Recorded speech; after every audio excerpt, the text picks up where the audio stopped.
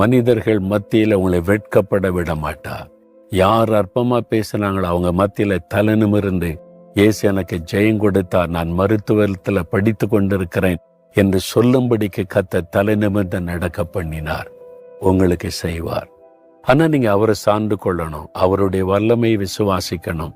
அவர் மேல விசுவாசம் வைத்து அவர் எனக்கு ஜெயம் தருவார், அவர் என்னை வெட்கப்பட விடமாட்டார் என்று விசுவாசித்து நீங்க ஸ்ட்ராங்கா நின்னா கர்த்தர் செய்வார்.